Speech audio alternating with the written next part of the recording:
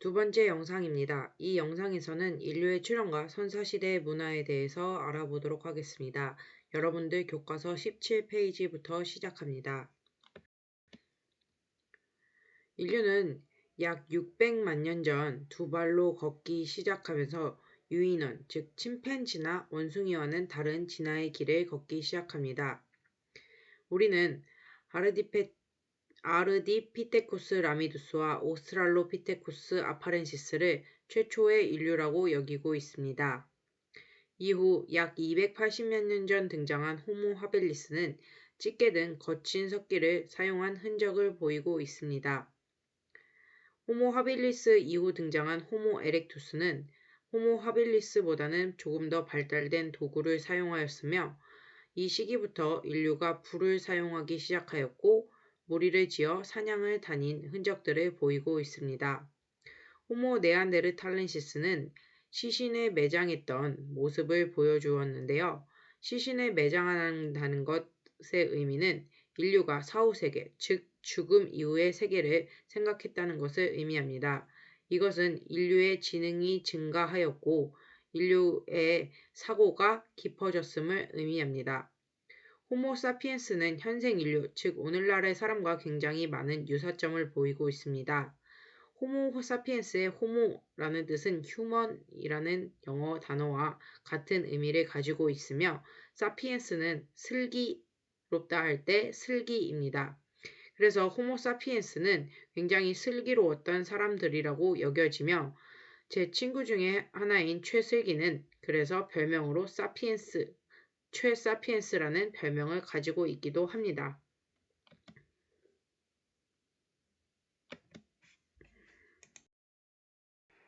인류는 어떤 도구를 사용하느냐에 따라서 각각의 시대를 구분짓는데요. 인류가 돌을 사용했던 석기시대, 청동기를 사용하였던 청동기시대, 철기를 사용하였던 철기시대로 나누어서 살펴볼 수 있습니다. 이 석기시대는 또다시 구석기와 신석기 시대로 나누어 볼 수 있는데요. 구석기와 신석기의 차이는 인류가 도구, 즉 돌을 어떻게 가공하여서 썼냐에 따라서 크게 나누어질 수 있습니다. 구석기인들은 돌에서 바로 떼어낸 뗀석기를 사용하였는데요. 이 뗀석기로 대표적인 유물로는 집게와 주먹두끼 등이 있습니다. 구석기인들은 보통 먹을 것을 찾아 이동 생활을 하였는데요. 그래서 집을 짓기보다는 동굴이나 바위 아래 그늘에서 살기도 하고 이것이 힘들 때는 강가에 집을 대충 지어서 거주하였습니다. 이 집을 막 지었다 해서 우리는 이것을 막집이라고 부릅니다.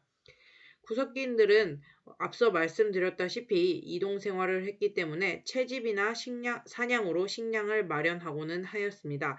그래서 자신이 살고 있는 지역에서 채집이나 사냥이 끝나면 다른 지역으로 이동하고는 하였습니다. 구석기인들의 흔적은 동굴의 벽이나 바위에서 찾아볼 수 있는데요. 아무래도 이들이 주거하였던 가장 시간을 많이 보냈던 곳이었기 때문에 이곳에 그림을 많이 그려두고는 했습니다.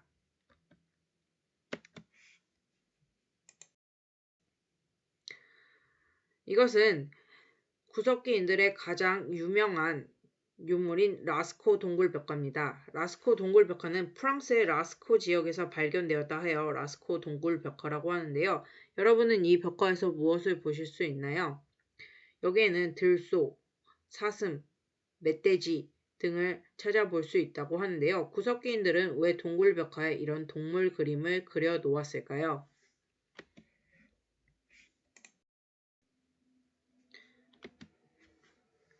구석기인들은 동굴의 깊숙한 안쪽 벽에 들소나 말, 사슴, 멧돼지 등의 그림을 그려 놓았는데요.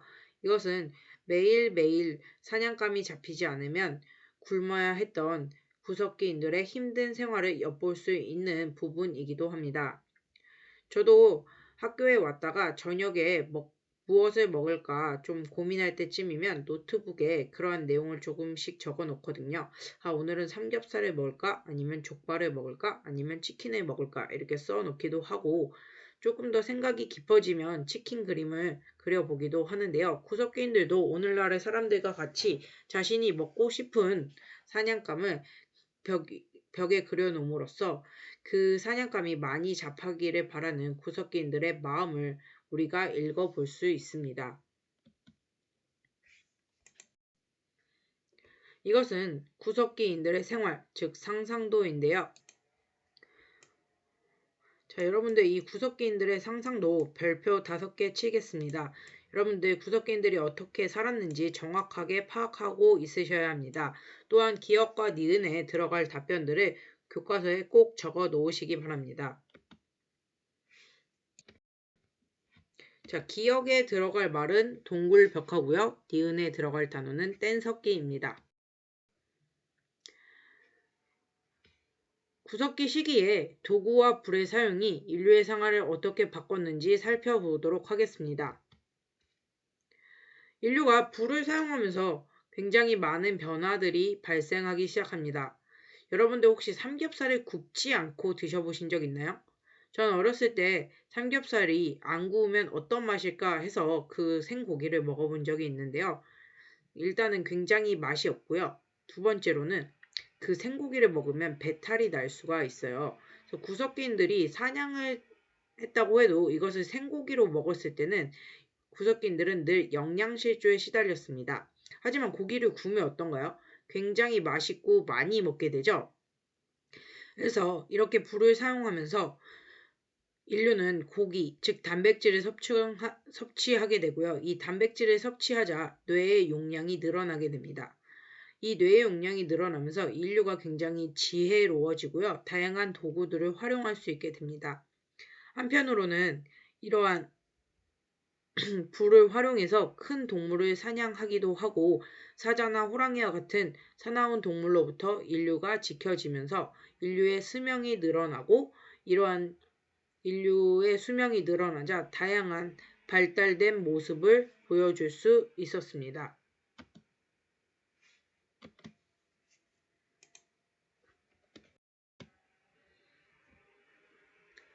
그렇다면 한반도의 구석기 문화는 어떤 모습을 보여주고 있을까요? 한반도의 대표적인 구석기 유적으로는 평남 상운의 검은모로 동굴과 충남 공주의 석장리 유적지, 경기도 연천의 정곡리 등 약 1000여 곳에서 우리가 구석기 유적을 찾아볼 수 있습니다. 최근에는 춘천이라는 지역에 레고랜드가 건설되면서 국내 최대의 구석기 유적지가 발견되기도 하였습니다. 한반도의 구석기인들도 다른 인류와 같이 채집이나 사냥을 하였고 무리지어 이동 생활을 한 것을 살펴볼 수 있습니다. 한반도의 구석기인들 또한 찌개와 주먹도끼 등을 사용하였고 날이 따뜻해지면서 쓴배찌르개와 돌날과 같은 잔석기, 좀 자잘한 석기들도 나타나게 되는 모습을 살펴볼 수 있습니다.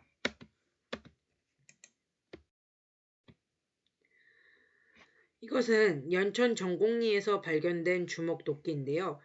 이 연천 정곡리에서 주먹도끼가 발견되면서 전 세계 역사학자들은 큰 충격에 빠지게 됩니다. 이전에는 서양학자들이 어떻게 생각했냐면 우리 서양과 동양은 근본적으로 달라. 서양에는 발전된 도구인 주먹도끼가 있다면 동양이나 아시아 지역에는 서양보다 구석기 시대 때부터 덜 발전됐기 때문에 이러한 주먹도끼와 같은 도구는 나타나지 않아 라는 주장들을 하곤 하였는데요. 미군 병사로 우리나라에서 근무하고 있었던 그레그 보엔이 한탄강 유적지에서 여자친구와 데이트하던 중 특이하게 생긴 돌멩이를 발견합니다. 이것은 아슐리안형 주먹도끼였고요. 이것을 특이하게 생각한 그레그 보엔은 자신의 전공 교수에게 이러한 내용의 이메일을 보내게 됩니다. 그래서 그 교수가 우리나라로 바로 날라와요. 날라와서 살펴보니까 이것이 정말 구석기 시대 때 사용되었던 주먹도끼라는 것을 확인할 수 있었습니다. 이 주먹도끼가 언뜻 보기에는 굉장히 왜 이것이 발달된 도구인지는 잘 모르시겠지만 구석기인들 입장에서는 양쪽 날을 둘 다 사용할 수 있는 오늘날로 치면 맥가이버 칼을 만들어 사용한 것이었기 때문에 굉장히 중요한 유물 중의 하나였습니다.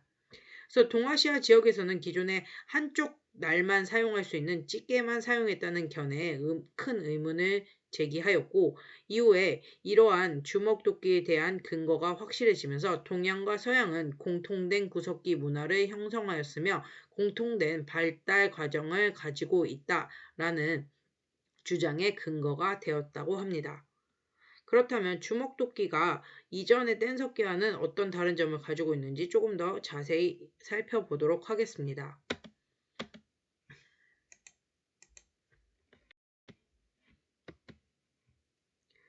집게는 말 그대로 한쪽으로 찍는 거예요. 그래서 서양인들이 생각하기에는 이 집게는 한쪽 날만 사용했기 때문에 굉장히 후진적인 도구다라고 생각을 했어요. 한편 주먹도끼는 양쪽 날을 둘 다 사용할 수 있기 때문에 굉장히 획기적인 뗀석기라고 생각했는데요. 이러한 이러한 주먹도끼는 집게로부터 발전되어서 구석기인들 모두가 공유하고 있는 기술로서 자리 잡아갔습니다.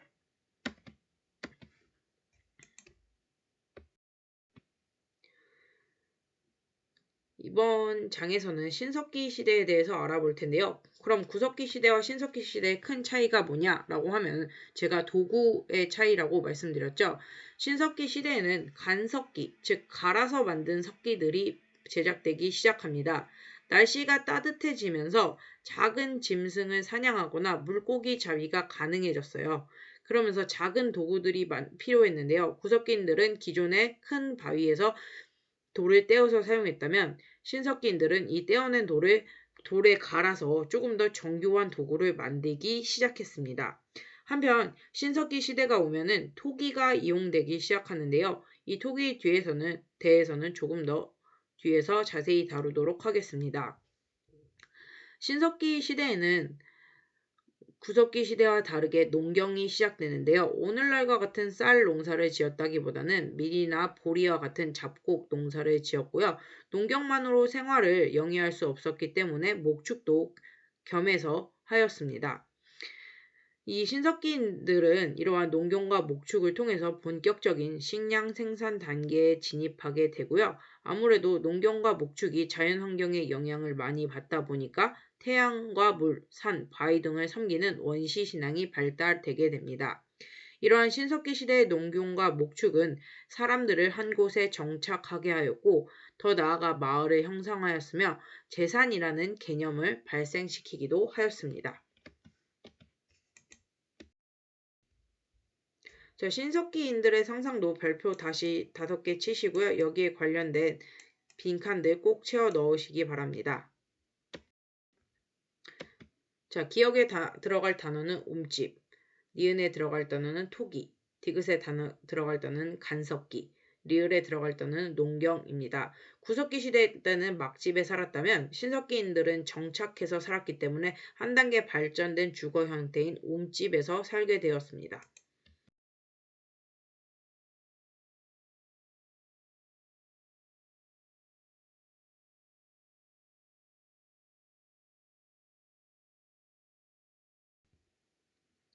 한반도의 신석기 문화에 대해서 살펴볼 텐데요. 한반도의 신석기 문화도 인류의 신석기 문화와 공통적인 모습을 보입니다.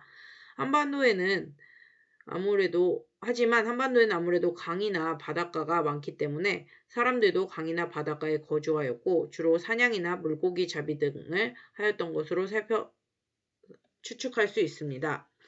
한반도인들 역시 토기를 사용했는데요. 덧무늬 토기, 누름무늬 토기 등을 사용하였고 대표적인 토기로는 빗살무늬 토기가 제작되었습니다. 이 빗살무늬 토기를 통해서 우리 한반도인들은 곡식을 저장하거나 음식을 조리하기도 하였던 것 같습니다. 우리나라 역시 신석기 시대 때 농경이 시작되었는데요. 조나 피 등을 재배하였고 움집에서 거주하였으며 정착 생활을 하였고 이러한 정착 생활이 마을을 형성하는 단계까지 나아가게 됩니다. 이것이 바로 우리나라에서 대표적으로 나타나고 있는 빗살 무늬의 토기입니다. 여러분들 빗살 무늬 토기에 왜 빗살이 나타날까요? 옛날에는 토기를 굽는 기술이 잘 발달하지 못했습니다. 그래서 여러분들 벌집 삼겹살 드셔보셨나요?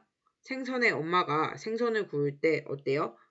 칼집을 내시죠? 왜 칼집을 낼까요? 이 안까지 잘 익으라고 한 거거든요. 그래서 토기도 구울 때 안까지 불이 잘 전달돼서 단단한 토기가 만들어졌으면 하는 신석기인들의 바람에서 이러한 빗살 무늬가 생기기도 하였습니다.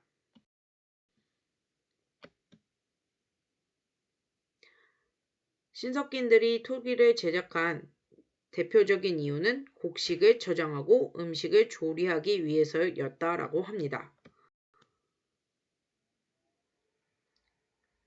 자, 여러분들 구석기인과 신석기인들의 생활을 잘 알아보았나요? 다음에 제시된 유물을 이용해서 한반도의 신석기 시대 사람들의 생활 모습을 한번 살펴보시기 바랍니다. 이 부분은 여러분들이 노트나 교과서에 잘 정리해 주셨으면 좋겠습니다.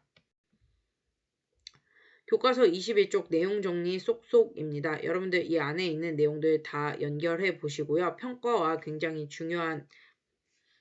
되게 중요한 연관성이 있으니 여러분들 반드시 살펴보시고 내용을 이해해 보시고 꼭 암기해 주시기 바랍니다.